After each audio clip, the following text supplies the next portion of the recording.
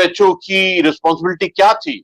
और मैं तो ये बोलूंगा कि इररिस्पेक्टिव, चाहे वो चाइना है या कोई भी है, आई थिंक किसी ने तो गलती किया है।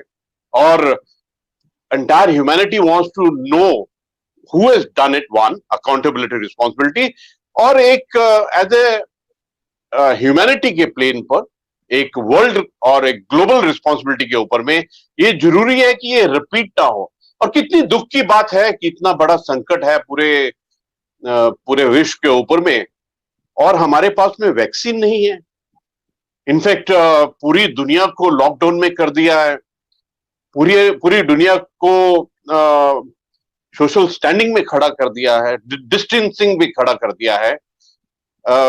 मैं तो ऐसा कहता हूं कि जो बाकी प्रॉब्लम्स है उनको छोड़कर हमको सबको मिलकर, इररिस्पेक्टिव आप कौन से देश के हैं, बाकी सब प्रॉब्लम्स को छोड़कर हमको इसके ऊपर लगना चाहिए। जब मैं देखता हूं कि ईस्टर्न लद्दाख के अंदर में चाइना की और हरकतें जैसे नॉर्थ सिक्किम में और बाकी जगह हैं, और जिस प्रकार में कश्मीर के LAC के ऊपर में और टेररिज्म के फ्रंट पे जो हरकतें होती हैं, तो ऐसा लगता है कि ऐसा क्यों हो रहा है कि हमको क्या एज ए इंसान प्रायोरिटीज मालूम नहीं है हमको। और ये जरूरी है as a intellect, both of us are, दोनों ने एमफिल किया है, PhD किया है, तो ये जिम्मेवारी है कि हम सारे पूरे पूरे ह्यूमैनिटी को बताएं कि देखिए बाकी प्रॉब्लम्स मत कीजिए, इकट्ठा होके कोलेक्टिवली COVID-19 को लेट्स फाइट दिस चैलेंज। बिल्कुल ठीक है। जन साहब, एक छोटा सा सवाल इसके जिम्नी साथ ही मैं अटैच कर दूं। मैं खुद भी पर्सनली ये फील करता हूं कि चाइना का क्योंकि जो सिस्टम है वो डेमोक्रेटिक ना होने की वजह से वो जो सीक्रेसी है वो मेंटेन रही है, तो इसका नुकसान तो बहुत पहुंचा है। लेकिन और इसमें जिस तरह अमेरिका ने कह दिया जी कि हम WHO को फंडिंग नहीं करेंगे, और अमेरिकी सदर ने एक नया नैरेटिव बनाना शुरू कर दिया, आपको पता है। तो आप क्या समझते हैं कि इसके ऊपर कोई ग्लोबल इन्वेस्टिगेशन होनी चाहिए? WHO की फंडिंग बंद हो गई है, चाइना ठीक है पाकिस्तान का बड़ा इत्तेहादी है, लेकिन देखिए दुनिया के अमन से बढ़ के जन सब कोई चीज नहीं है। तो मेरा ख्याल है कि उनको जो जैसे वो वेट मार्केट्स की हमने सुना, अभी तक देखिए 3-4 माह होने को है, दुनिया स्टैंड स्टिल है। जब ये COVID-19 की रिस्ट्रिक्शन लगी तो मैं खुद पेरिस में था उस वक्त, और मैं बड़ी मुश्किल से पाकिस्तान पहुंचा फ्रैंकली, तो मैं कॉन्फ्रेंस के लिए गया था। तो मैं ये समझता हूं कि आप क्या समझते हैं कि इसके क्या इन्वेस्टिगेशन ग्लोबल होनी चाहिए, या इस पे क्या इंडिया का क्या पर्सपेक्टिव है? You being general, how do you see this? आपका क्वेश्चन बहुत अच्छा है कमर साहब। मैं चाइना 7 बार गया हूं, अलग अलग विषय के ऊपर में। मैंने एक डेलीगेशन भी वहां लीड किया था, और मैंने वॉशिंगटन में भी एक कोर्स उनका नेशनल डिफेंस यूनिवर्सिटी का कोर्स किया है। और मैं आपको बताना चाहता हूं कि मैंने पाकिस्तान भी 2 बार विजिट किया है एज ए मेजर। एक बार CBM टॉक्स के बारे में और एक बार सियाचिन के बारे में टॉक के लिए पाकिस्तान में गया था। मतलब छुपके छुपके? हाँ, मतलब छुपके छुपके विजिट नहीं किया? नहीं, बिल्कुल, एकदम बिल्कुल।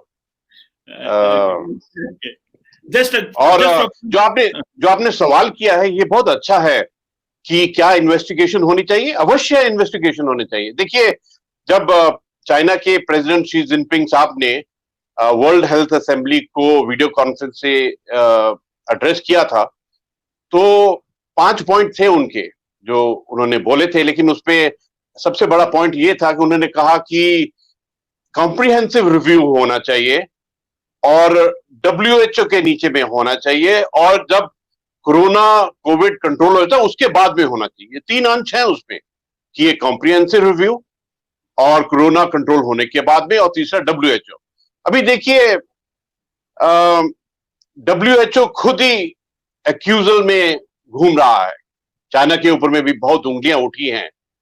तो इसलिए बहुत जरूरी है कि ये इंडिपेंडेंट इन्वेस्टिगेशन होना चाहिए, और पूरे विश्व, पूरी ह्यूमैनिटी, पूरे ग्लोब के को एक जवाब चाहिए, उस मद्देनजर से होना चाहिए। I think 112 countries they said that we want to go in for independent investigation. उस वर्ल्ड हेल्थ असेंबली में तो इतना भी था कि 12 देशों ने दुनिया का रुख नहीं देखते हुए ये कहा कि ताइवान को भी ऑब्जर्वर स्टेटस में लाइए, बिकॉज ताइवान ने इसमें बहुत अच्छा काम किया है, उन्होंने बहुत अच्छा कंट्रोल किया है। और मतलब ये देशों और बाकी भी चाहते थे कि जिसने भी अच्छा काम किया है कोविड के टाइम में और जिसके चैलेंज में, उसको लाइए और इसको इन्वेस्टिगेट कीजिए। मैं ऐसे सोचता हूं कि ये जो आपका पॉइंट है इंडिपेंडेंट इन्वेस्टिगेशन का, ये बिल्कुल ठीक है। देखिए, भारत का नजरिया भी वही होगा जो पूरे विश्व का नजरिया होगा, क्योंकि पूरे विश्व का नजरिया इस वक्त में एज ए ह्यूमैनिटी है कि क्यों हमने ये स्थिति पैदा कर दी है। और देखिए, हम देख रहे हैं कि यूएस की जो आवाज है वो बहुत ऊंची है, जिसपे वो बोलता है कि इस हद तक कि इस वायरस को वो वुहान वायरस और चाइना वायरस और बड़े बड़े फाइंस बनाया, एक फ्रेब बनाया कश्मीर को बोल। ये तो पूरे विश्व को भी मालूम है, पाकिस्तान को भी मालूम है, भारत को भी मालूम है कि कश्मीर भारत का अभिन्न हिस्सा है। ये तो सृष्टि को मालूम है, आप बाकी तो छोड़ो। जब मैं सृष्टि बोलता हूं, ये तो पहाड़ों को भी मालूम है, ये तो सिविलाइजेशनल सच है कि कश्मीर भारत का हिस्सा है। लेकिन फिर भी पाकिस्तान के जो नैरेटिव था, उन्होंने कहानी बनाया और उसको झूठ में, फ्रेब में, डिल्यूजन में, इल्यूजन में उसको बताया और कोशिश की कि हर एक पाकिस्तान को ये बता दे। और उसके बाद में इन्होंने पाकिस्तान आर्मी, आईएसआई और टेररिस्ट ग्रुप ने मिलकर जो 1977 से अपना रुख बदला है जियाउल हक के टाइम में। और जियाउल हक भी कहां से गया था? जलंधर से ही गया था। लेकिन जो उसने रुख बदला, पहले तो अपने आप को उन्होंने पूरे पाकिस्तान को अमेरिका के लिए बेच दिया, अफगानिस्तान में लड़ाई करने के लिए। जो यूथ था उसको मुजाहिदीन बना दिया और परवेज मुशर्रफ जैसे लोगों ने उनको हीरो मानना शुरू कर दिया। एक्चुअली उन्होंने उसी वक्त आने वाली जनरेशन को बर्बाद करना शुरू कर दिया। उसके बाद में जब अमेरिका से पैसे लेकर करप्शन करके पाकिस्तान आर्मी ने अपने पूरे खजाने भर लिए, उसके बाद में नया तरीका शुरू कर दिया चाइना से पैसे लेने के लिए। और चाइना तो तैयार था, और चाइना की जो गेम, प्रॉक्सी की गेम और कोलिजन की गेम, उसके अंदर में फंसता गया।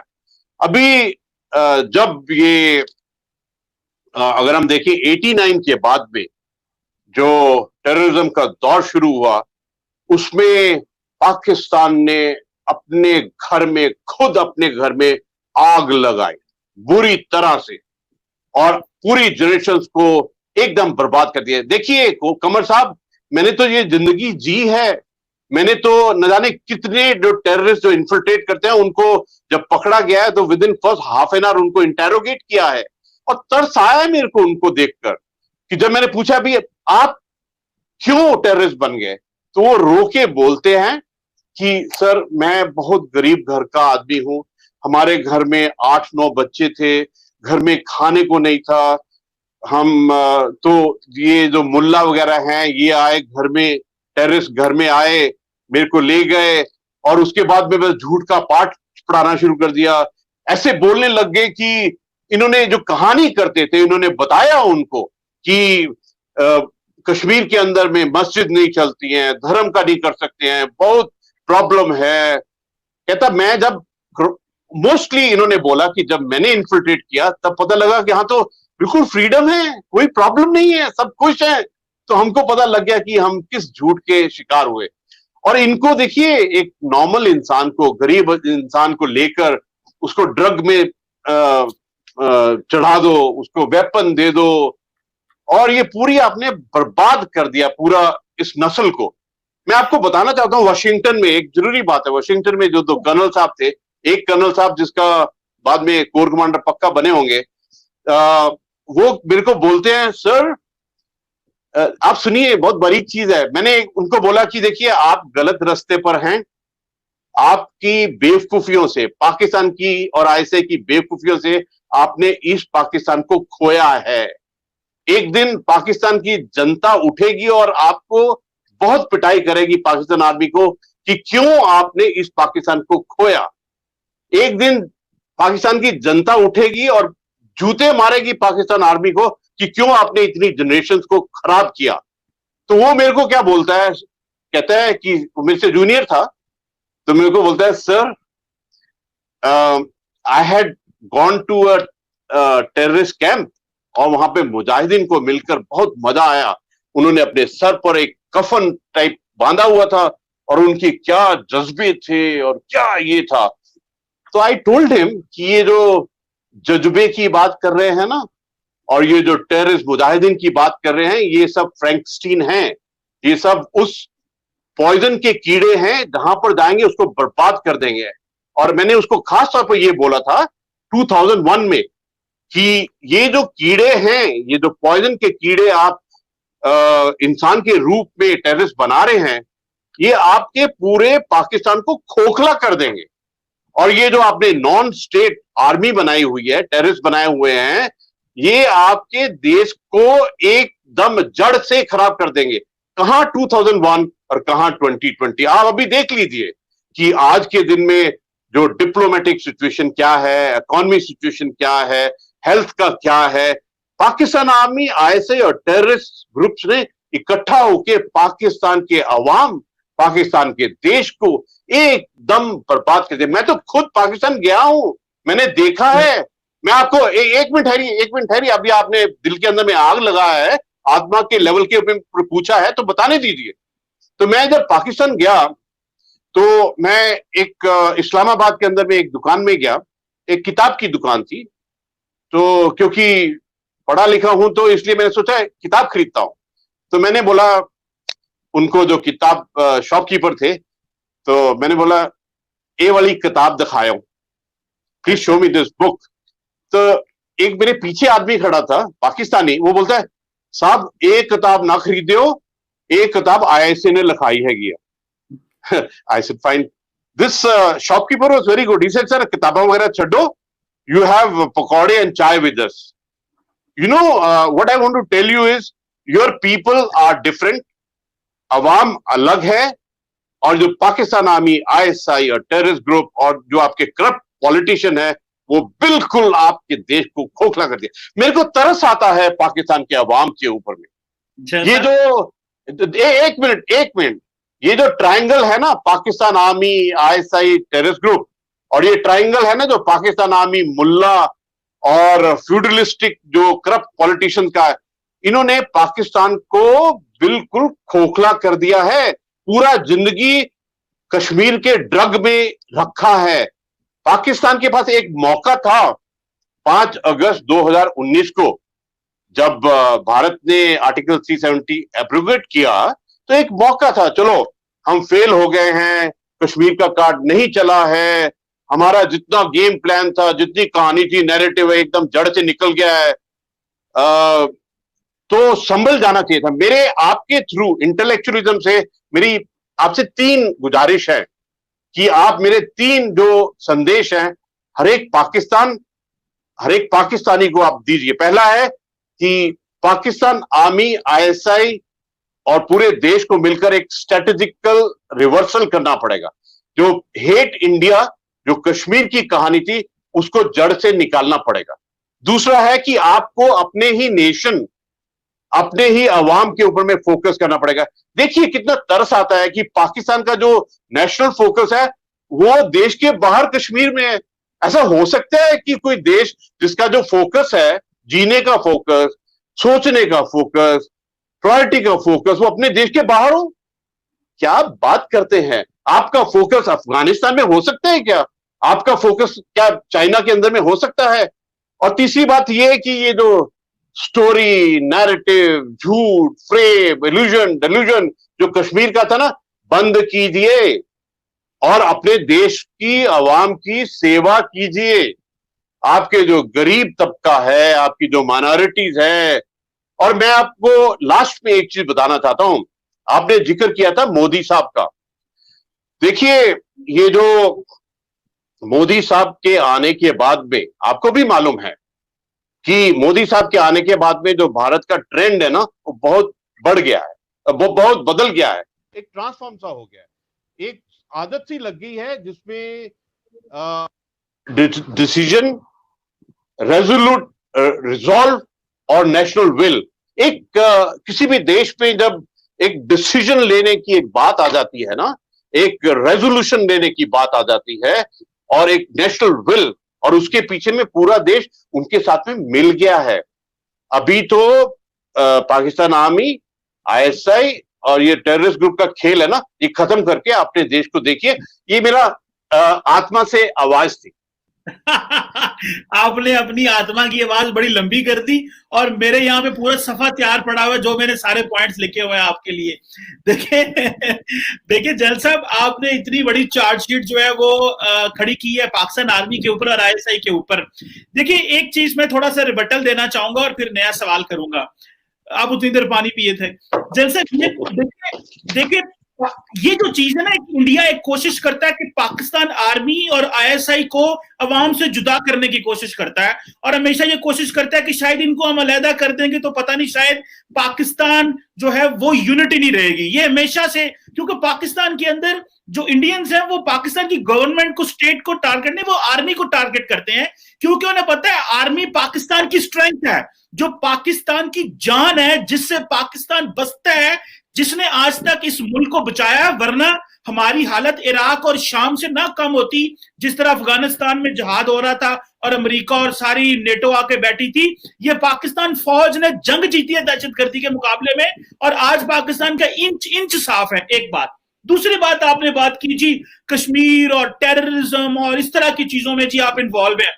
जनरल साहब, आप ठीक है, आपका एक पर्सपेक्टिव है, आपने अपने मुल्क को डिफेंड किया, आपकी एक सोच है, बड़ी अच्छी सोच है। मैं समझता हूं हर बंदे को अपनी सोच रखनी चाहिए, जिसे हम इंटेलेक्चुअल बैडमिंटन खेल रहे हैं, आइडियाज की बात कर रहे हैं।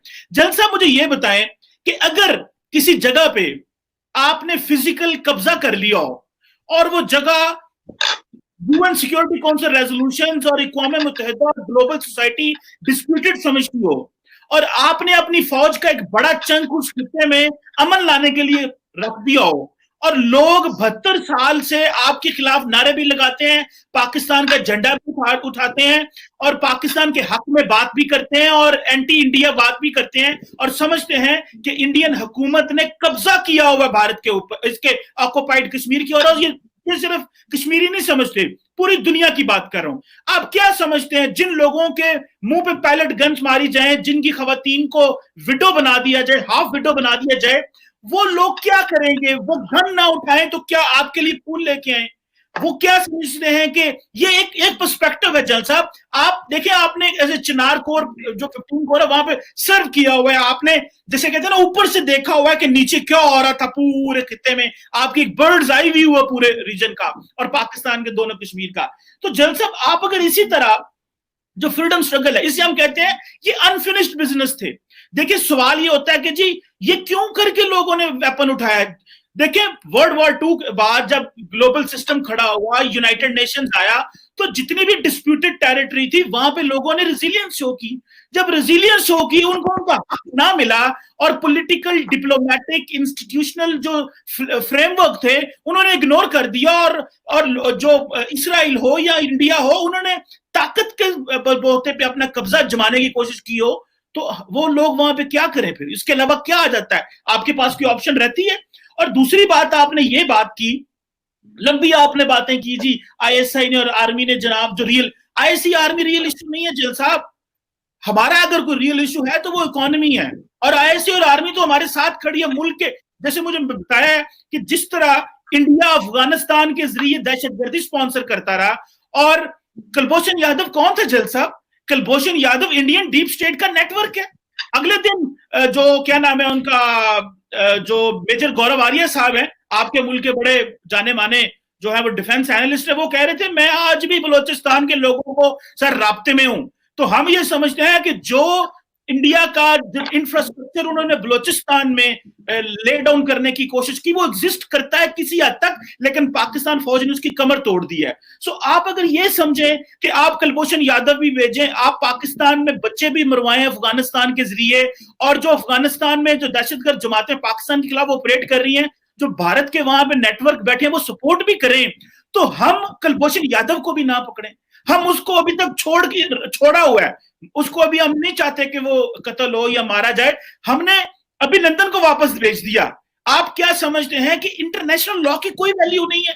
कि आप जब मर्जी सर्जिकल स्ट्राइक करें, हम उसके रिस्पॉन्ड में आपका कैप्टन छोड़ के दुनिया को पैगाम दे दें। वाह यार, ये एक ऐसा मुल्क है जो अमन की बात करता है, और वो देखें एक मुल्क है जो इलेक्शन जीतने के लिए ये काम कर रहा है। मैं अपनी बात को कंक्लूड करता हूं और वापस आपकी तरफ जन साहब आना चाहता हूं। देखिए, ये सारी चीजें एग्जिस्ट करती हैं।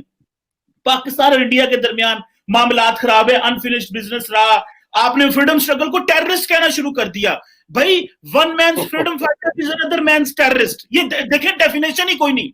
इस दुनिया में आज तक दहशतगर्दी की कोई डेफिनेशन नहीं। जल साहब, आपने 9/11 के बाद पूरी दुनिया के लोग बैठे, इक़वाम मुत्तहिदा ने भी फैसला करने की कोशिश की कि हम दहशतगर्दी की डेफिनेशन मिले, कोई डेफिनेशन नहीं मिली। क्यों?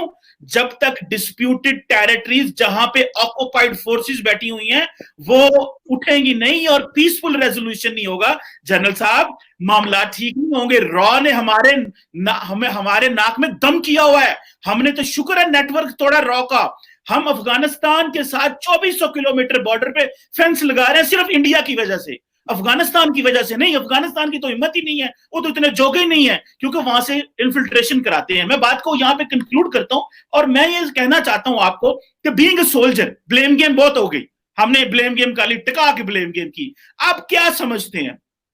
आपकी जो बातें की हमारे लोगों ने कोई नहीं मानी। उन्होंने कहा जनरल साहब जनरल है, उन्होंने ऐसे ही कहना क्योंकि वो फौजी है। मुझे वो कहेंगे यार ये पाकिस्तानी है, इसने ये कहना है।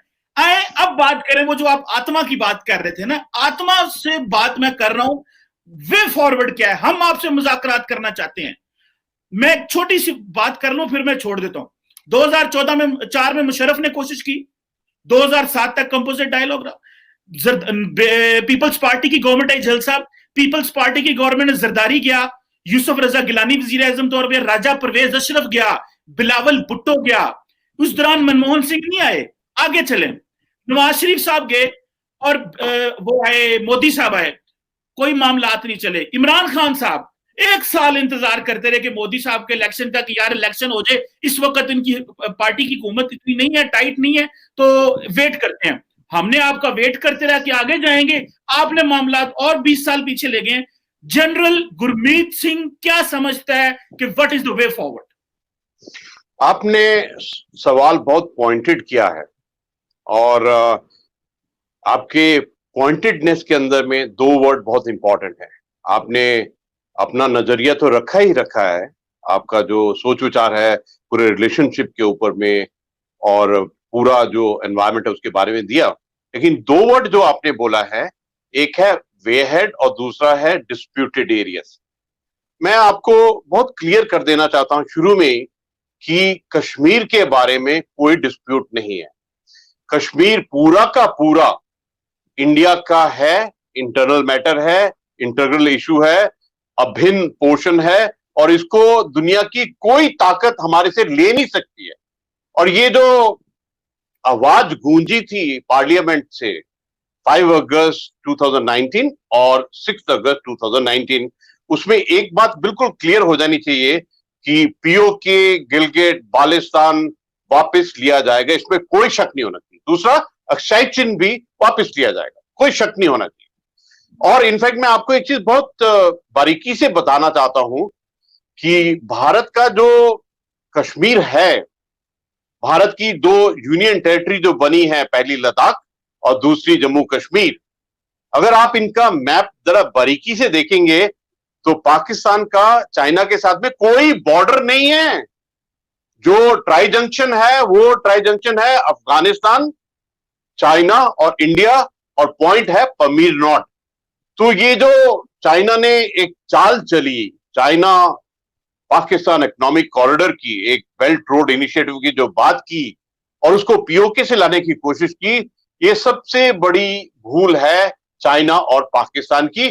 तो ये डिस्प्यूट नहीं है जो आप बोल रहे हैं, मैं आपसे बिल्कुल सहमत नहीं हूं कि डिस्प्यूट है। दूसरा, वे अहेड जो बोला आपने, बहुत सूझबूझ वाला वर्ड इस्तेमाल किया, वे अहेड, क्योंकि जब ऐसी स्थिति आ जाए कि दोनों देश की लीडरशिप बोले कि मैं नहीं बात करूंगा, जब ऐसे स्थान पर बात पहुंच जाती है तो हां, ऐसा लगता है कि ऐसी स्थिति क्यों आई और क्या रास्ता है।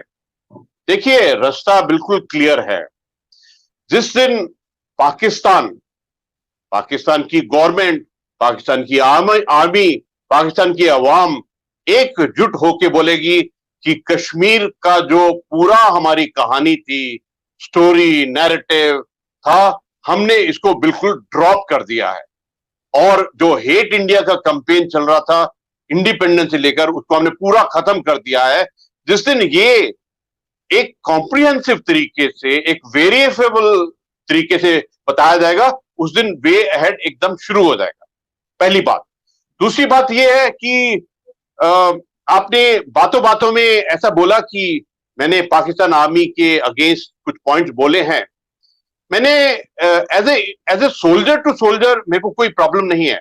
इनफैक्ट जब मैं 2 बार पाकिस्तान गया था एज ए मेजर जनरल, और 2 जो कर्नल हैं उनके साथ में कोर्स किया था, as a individual I got no problem. In fact I am very happy as a individual, they are professional. लेकिन जिस नियत और नीति, जिस स्ट्रेटेजिक टूल का वो इस्तेमाल कर रहे हैं, उससे मेरे को प्रॉब्लम है। इनफैक्ट मैं आपको बताना चाहता हूं कि ये जो वे हेड की आपने बात किया है, पहली बात तो जिस दिन आपकी नियत साफ नजर आएगी, जिस दिन आपकी नीति साफ नजर आएगी, उस दिन से कोई प्रॉब्लम नहीं होगी। और मैं एक मैसेज आपको बहुत क्लियरली देना चाहता हूं, क्योंकि हम दोनों इस वक्त में रिस्पेक्टिव सिटीजन की नजर से बात कर रहे हैं। आप अपने देश के नागरिक हैं, मैं अपने देश का नागरिक हूं। मेरे को पाकिस्तान की आवाम,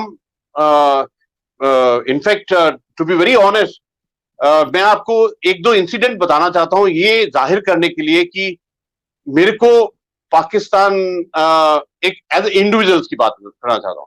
ये बात है, पहली बात है वाशिंगटन की, कि जिस दिन हमारा कोर्स का कॉन्वोकेशन हो रहा था, क्योंकि 2 पाकिस्तानी ऑफिसर थे, तो आपकी जो एम्बेसडर मलीहा लोधी जी थी वहां पर, वो आई। तो मैंने उनको पहले कभी देखा नहीं था और मेरे को मालूम भी नहीं था। तो मैं लिफ्ट के पास में खड़ा था वाशिंगटन में, और मैंने देखा कि एक लेडी आई हैं, एक मोहतरमा आई, उन्होंने सलवार कमीज डाला हुआ है और बड़ी अच्छे से एकदम चल रही। मेरे को ऐसा लगा कि शायद कोई ऐसे पंजाबी लेडी है, तो मैं एकदम उनके पास में गया। तो I told her, hello, how are you, good morning to you, welcome here. And she also said, how are you. I said I am colonel so and so. तो दोनों पाकिस्तानी ऑफिसर भागते भागते आए, एकदम बिल्कुल सांस चढ़ा हुआ। ही सेज, सर साडी नौकरी खराब कराओगे तुसी। दूसरी बात है दुबई की। मैं 1 साल ईरान में था, तो दुबई से ट्रांजिट करते थे। तो मैं अपनी वाइफ के साथ में था, तो हम एक कार में दुबई में थे, और जो ड्राइवर था वो लाहौर का था। तो उसने कार के अंदर में नूरजहां की कैसेट लगाई हुई थी, और नूरजहां की कैसेट तो हम भी सुनते हैं। तो मैंने उसको बोला, यार मजा आ गया, कितनी सोहनी कैसेट हैगी है, कितना सोहना गाना हैगा। तो when we finish the journey, जब हम अपने होटल के पास में आए, तो मैंने उसको बोला कि कितने पैसे, मतलब कितने पैसे दूं आपको। तो वो बोलता है, साहब ताड़े तो पैसे नहीं लाऊंगा, I will not take money from you. I said, no, this is not fair, this is your profession, you must take the money from me. तो मेरे कहने के बावजूद भी वो पैसे नहीं ले रहा था। तो मैंने अपनी वाइफ को बोला, उसके पर्स के अंदर में एक बहुत अच्छा अनकट ज्वेलरी, हैदराबाद की ज्वेलरी का एक सेट था। तो मैंने उसको बोला कि राणो, ये सेट मेरे को दो, I will give it to the driver. तो I give it to the driver, he was not accepting it. तो बट आई सेड, ए ताड़ी बेगम वास्ते आ गया। तो क्या हुआ, उस रात को 11 बजे में, जिस होटल में हम ठहरे हुए थे, एक बेल हुई। तो मैंने सोचा, यार 11 बजे दुबई में मेरे कमरे में कौन आएगा बिना बताए हुए। तो मैं गया, खोला, तो देखा वही ड्राइवर, तो उसके वो 4 कैसेट नूरजहां की लेके आया था। तो इट्स वेरी टचिंग। और मैं आपको एक और बात बताना चाहता हूं कि जब मैं लाहौर विजिट के लिए गया, तो हम लोग इस्लामाबाद, लाहौर में गए। तो लाहौर का जो शॉपिंग सेंटर है, वहां पर टाइम कम था, सुबह सुबह निकल गया मैं वहां पर एक लेजन ऑफिसर के साथ में। तो मैं एक वो सैंडल लेना चाहता था, जेडे पंजाब लाहौरी जुत्ती हुंदी है। तो I went to a shop. तो वो शॉप अभी खुली ही थी। तो उसका जो मालिक अपने लड़कों को बता रहा था कि, I was very happy to hear, वो अपने लड़कों को बता रहा था कि देखिए, जो भी हमारी दुकान में आता है वो भगवान का भेजा हुआ आदमी होता है, तो आप उसको बहुत श्रद्धा से बात करो, ये करो, वो करो। बहुत सूझबूझ से बात कर रहा था। तो मैं सुन रहा था। तो जैसे उसने मेरे को देखा, पगड़ी डाली हुई है, और वो मेरे को बोलता है कि वेलकम, और बहुत अच्छा, बहुत अदब से उन्होंने बात किया। तो मैंने एक जुत्ती सेलेक्ट कर ली। तो मैंने बोला कि कितने पैसे, कहना साहब मेरी ਤੁਹਾਡੇ ਤੋਂ ਰਿਕੁਐਸਟ ਹੈਗੀ ਹੈ, ਤੁਹਾਡੇ ਤੋਂ ਪੈਸੇ ਨਹੀਂ ਲਵਾਂਗਾ। ਕਹਿੰਦਾ ਠੀਕ ਹੈਗਾ, ਇਹ ਫੌਜਾਂ ਲੜਦੀਆਂ ਰਹਿੰਦੀਆਂ ਹੈਗੀਆਂ, ਇਹ ਪਾਕਿਸਤਾਨ ਆਰਮੀ ISI ਵਾਲੇ ਲੜਵਾਉਂਦੇ ਰਹਿੰਦੇ ਹੈਗੇ ਆ, ਲੇਕਿਨ ਅਸੀਂ ਤੇ ਇਨਸਾਨ ਹੈਗੇ ਨਾ। he said कि मैं ਤੁਹਾਡੇ ਤੋਂ पैसे नहीं लूंगा, और but you know he is in profession, so I gave him the money and I thanked him। and इससे पहले कि मैं ये छोटे छोटे चीज बताऊं, मैं आपको एक बड़ी प्यारी सी चीज बताना चाहता हूं कि हम लोग इंडियन एम्बेसी में गए जो इस्लामाबाद में है, तो वहां पर एक ऑफिसर थे, वो उनकी उस वक्त में अभी नई नई पोस्टिंग हुई थी, तो मैं उनसे पूछ रहा था कि कैसे हैं, कैसे हालात हैं, ये ISI वाले क्या आपको ट्रैकिंग करते हैं कि नहीं करते हैं। तो जो ISI वाले हैं वो टिपिकल पंजाबी टाइप इंटेलिजेंस करते हैं। तो ये जो ऑफिसर था, ये शाम को वॉक के लिए जा रहा था, तो अम्बेसी से निकला, आगे सड़क आई तो दाहिने मुड़ गए, तो जब वो पाकिस्तान ISI का जो था बंदा जो उनको ट्रैकिंग करता था, वो उनके पीछे पीछे चलता गया। जब वापस आए तो ये वो मुड़ना मिस कर दिया जो एम्बेसी की तरफ में जाता है, तो आगे चले गए। तो ये जो ISI का बंदा है, ये गया ऑफिसर के पास में, उसको ट्रैकिंग कर रहा है, उसके बाद जासूसी कर रहा है, फिर भी उसके पास में गया, कहता साहब जी ये ਤੁਹਾਡਾ रास्ता पीछे है गया।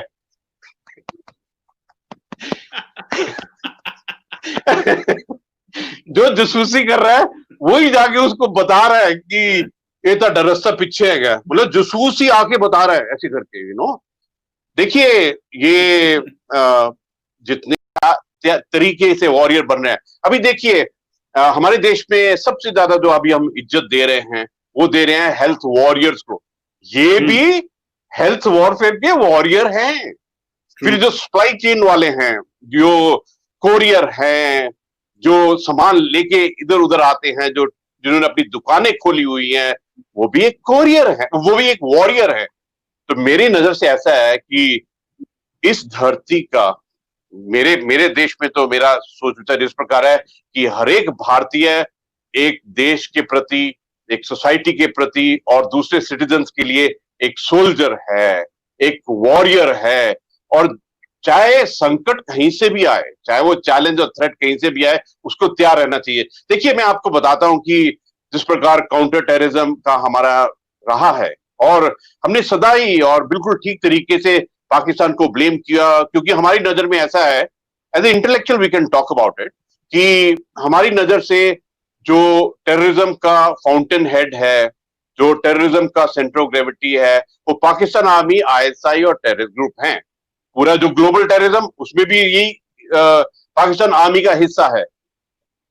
इसलिए हमारे तो देश का हर एक नागरिक काउंटर टेररिज्म का एक सिपाही है। इनफैक्ट जिसके भी हाथ में मोबाइल है वो एक सिपाही है ये मीडिया वॉरफेयर के अंदर। जब भी ट्वीट में कोई गलत बात आती है तो ऐसा क्यों होता है कि वो हमारा भारतीय, हमारा हर एक इंसान एकदम खड़ा हो जाता है कि मेरे भारत के अगेंस्ट में ऐसा क्यों लिखा है। वो भी एक सोल्जर है। आपने बहुत अच्छा बोला है कि ये जो दायरा है सिक्योरिटी का, ये चेंज हो गया है। ट्रेडिशनल सिक्योरिटी से बढ़कर नॉन ट्रेडिशनल में हो गया है। और जब बात है चाइना की, ये तो अनरिस्ट्रिक्टेड में है, हमको तो हर एक पहलू में देखना पड़ेगा। चाहे उनका जो सामान आता है हमारे पास में, जो कंज्यूमरिज्म के पॉइंट ऑफ व्यू से, उसमें भी एक बहुत बड़ा सिक्योरिटी छुपा हुआ है। ऐसा क्यों नहीं है कि हर एक चीज लोकल भारत की इस्तेमाल करे हर एक भारतीय। और ये बात उठ गई है हर एक की नजर के अंदर में कि अगर भारत के 1.23 बिलियन लोग हैं तो एक्चुअली वो 1.23 बिलियन कंज्यूमर हैं। अगर जिस दिन ये एक कंज्यूमर अपनी ताकत को पहचान जाएगा, उस दिन वो भी इकोनॉमी सिक्योरिटी का एक सोल्जर और एक वॉरियर बन जाएगा। आपने बहुत अच्छा पॉइंट छेड़ा है कमर साहब, बहुत अच्छा पॉइंट छेड़ा है। जन साहब थैंक यू। जारी बात है आप इतने पॉइंट्स मुझे दे रहे हैं, मैं जो सवाल थे उसके अलावा भी बहुत कुछ लिख रहा हूँ। बड़ा मजा आ रहा है आपके साथ, और मेरे व्यूअर्स के बहुत ज्यादा कमेंट्स आ रहे हैं। मैं कुछ कमेंट्स को यूट्यूब के पेज के ऊपर लेके आता हूँ ताकि आपको पता चले कि लोग आपको बहुत देख रहे हैं और हमारी डिस्कशन को बड़ा पसंद किया जा रहा है, क्योंकि हम थोड़ा कोशिश कर रहे हैं कि थोड़ा पढ़े लिखे अंदाज से बात की जाए। सारा टाइम दमादम मस्त कलंदर नहीं होना चाहिए जिस तरह होता है। जी जैन साहब ये बताएं कि आपने बात की कि हमने थोड़ी गैर रवायती सिक्योरिटी की बात की, अब उस टॉपिक पे हैं जो बेसिकली 72-75 साल से पाकिस्तान और इंडिया के दरमियान है, वो सारी बात है रवायती सिक्योरिटी है। जैन साहब मैं जब से संभाला हूं, आप भी हैं, हमने पूरी जिंदगी देखा, आपने देखा जी एंटी पाकिस्तान नारे इंडिया में लगते हैं, हमारे यहाँ पे जो है वो एंटी इंडिया नारे लगते हैं, बस अंदर जो है ना वो जोश बढ़ा हुआ है, जज्बा बढ़ा हुआ है, नहीं मार देंगे, काट देंगे, खा जाएंगे, मतलब एक मुल्क साथ साथ ही हमारे बॉर्डर हैं, कल्चर भी एक है, सारा कुछ भी एक है। आप क्या समझते हैं कि क्या हुआ कि पाकिस्तान, आप एक यूर सोल्जर, ठीक है, you have served your entire life defending your Motherland, आपकी बड़ी कंट्रीब्यूशन है, आपके बच्चे, आपकी family is proud of you, the nation is proud of you, जो आपने काम किया है। ये बताएं कि क्या वजह है कि पिछले 72-75 साल से आपकी लेंस से कि मामलात पाकिस्तान और भारत के खराब होते गए, और मजीद अगर देखूं तो जब से नरेंद्र मोदी साहब की गवर्नमेंट आई है 2014 में, पाकिस्तान ये समझता है कि जो काम पाकिस्तान ने मुशर्रफ साहब के बाद शुरू किया था कि हमने कंपोजिट डायलॉग, जनरल साहब आपको पता है 2004 में शुरू हुआ, 2007 तक रहा, फिर 2008 में मुंबई अटैक्स हो गए, और अब क्या समझते हैं खासकर 2014 के बाद क्यों करके हालात खराब हुए कि अभी बात जो है वो यहां तक पहुंच गई है कि अभी बात भी नहीं हो सकती। तो ये अब क्या समझते हैं, कौन कसूरवार है? और ये जरा खुल खिला के बात होनी चाहिए, क्योंकि मैं बड़ी खुल के बात कर रहा हूं, मुझे कोई परेशानी नहीं है। मैं समझता हूं कि सुनने वाले को पता चलना चाहिए, देखने वाले को पता चलना चाहिए कि एक्चुअली हुआ क्या। जी कमर साहब, आपने जो सवाल पूछा है ना, ये आपका दिमाग से नहीं, ये आपकी आत्मा से आया है। क्योंकि बात ये है कि हम ऐसी हालत में क्यों है। ये जो शब्द होता है ना, वाई, क्यों, ये इस पूरा जो ज्ञान है ये इसी से निकलता है। अगर आप वाई और क्यों को मद्देनजर रखकर सोचें, और आपका सवाल आपके दिमाग से नहीं है, ये आपकी आत्मा से है। ये हर एक पाकिस्तान की भी जो आवाम है उसकी आत्मा से है कि हमने इस स्थिति को यहां पर क्यों खड़ा कर दिया है, आज हम क्यों ऐसी स्थिति में है जो हो रहा है। एक्चुअली मेरा जन्म अमृतसर में हुआ है, तो मैंने पाकिस्तान को बहुत करीब से देखा है, और मेरा अपार्ट फ्रॉम टॉपिक चाइना, मैं कश्मीर में 10 साल नौकरी किया है, और 10 साल बहुत ज्यादा होते हैं, और वो भी as a senior ranks, junior ranks में नहीं। और मैं 2001 में अमेरिका गया था एक कोर्स करने के लिए, नेशनल डिफेंस यूनिवर्सिटी का कोर्स करने के लिए। वहां पर 2 पाकिस्तानी कर्नल्स थे मेरे साथ में। एक तो पक्का उसी भावना का था कि लड़ेंगे, ये करेंगे, वो करेंगे, और दूसरा बहुत समझदार था जो बोलता था कि we should talk to each other, we should have better relationship, we should be good neighbours. और इन सब जिंदगी के एक्सपीरियंस के ऊपर में मैं आपको बता रहा हूं आपका जवाब। पहली बात तो देखिए, जब से पार्टीशन हुआ, जब से पाकिस्तान को बनाया अंग्रेजों ने, ये तभी से ये पाकिस्तान की गेम शुरू हो गई थी। क्योंकि शुरू में ही कश्मीर में वो आपको मालूम है कि सितंबर अक्टूबर 1947 में ही एकदम उन्होंने शुरू कर दिया था, और ये तभी से गलत रास्ते पर हैं। और मैं बहुत, आपने बोला है कि चलो सच्चे दिल से बोलते हैं, ये पूरी जो जड़ की प्रॉब्लम है ये है पाकिस्तान आर्मी और आईएसआई। मैं अपने आप को रोकूंगा नहीं अभी। प्रॉब्लम ये है कि उन्होंने जो एक